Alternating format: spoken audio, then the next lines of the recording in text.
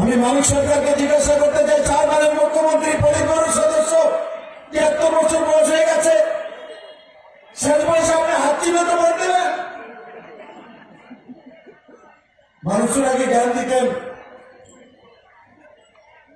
যে সমাজতন্ত্র করতে হবে, সমাজ পরিবর্তন করতে হবে।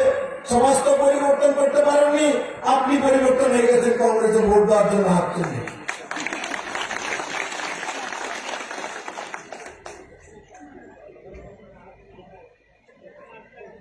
মানুষের বলে শেষ বলতে বিব্রতি করে।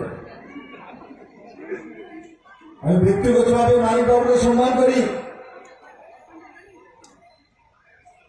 কিন্তু আমি সেদিন দেখতে চাই, ত্রিপুরার মানুষও দেখতে যায়, সিপিএম এর 4 বারের মুখ্যমন্ত্রী, পরিবারের সদস্য, 73 বছর বয়সে হাত চিহ্নে ভোট দিব।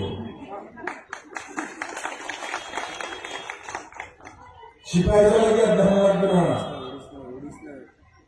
সিপাহীজলাতে গিয়েছিল আর দেখা লাগবে না, এদিকে আগরতলায় সার্কাস দেখতে পাবো, আগরতলাতে এদের সার্কাস দেখবো।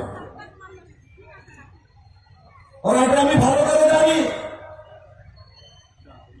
কারণ কি আমি দেখেছি গত 27 তারিখ আমিও নমিনেশন করেছি, আর কংগ্রেসের সেও নমিনেশন করেছে।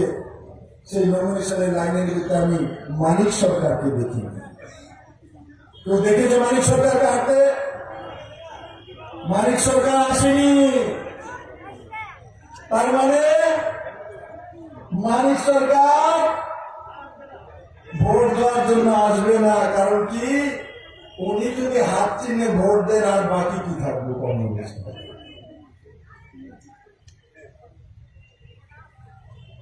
বোধহয় এই তো ত্রিপুরার কমিউনিস্ট আর কংগ্রেসের অবস্থা।